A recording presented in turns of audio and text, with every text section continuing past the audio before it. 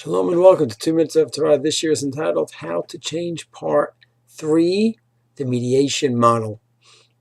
We discussed in the first two shiurim 3 aspects of change. 1, recognition that there's something I need to work on. Number 2, it's an issue that needs a lot of work. It's not just, okay, I accept I have an issue. You have to work. And 3, often you require an outside person to help out.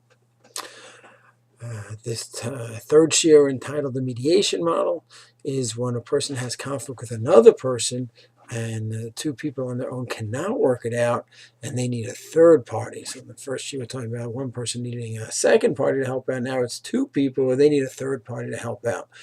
The fact is, mediation, which is Baruch Hashem, become a very big field over the last few decades, where even lawyers are involved.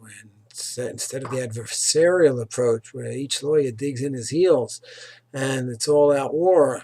Not all lawyers are like that, of course, but sometimes that's just what happens.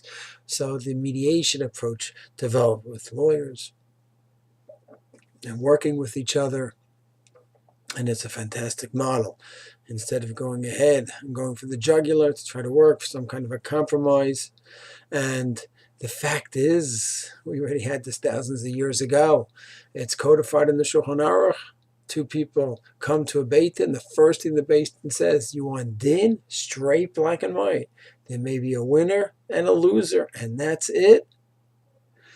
And instead, Beit Din says, or do you want pshara, to compromise, and we will help you work out a rational and fair compromise. And this, of course, is very, very important approach where the 2 people on their own cannot work out that pshara. They're just going at each other. He's right, he's wrong, and that's it. Here, there's a collaborative approach where they're working together.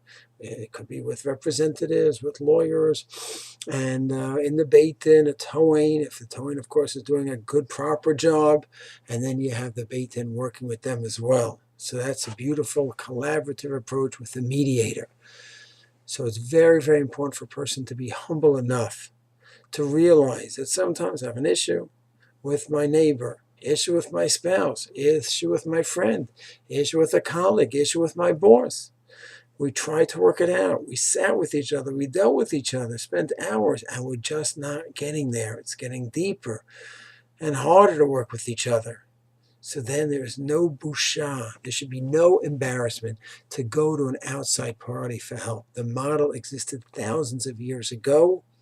On the contrary, there should not be a busha and embarrassment. On the contrary, it should be pride that the person has a recognition that he wants to grow and that he needs help, and he's humble enough to realize that he needs a third party. The third party could be a rav, third party could be a friend. A lot of different possibilities. Each party has to figure out what would work for them, but they work together in a collaborative manner with a third party. It is a Torah approach. It is a beautiful approach. Thank God the world is picking up on it now, and that's a great way to learn and to grow, to bring the issue that's going on to a third objective party.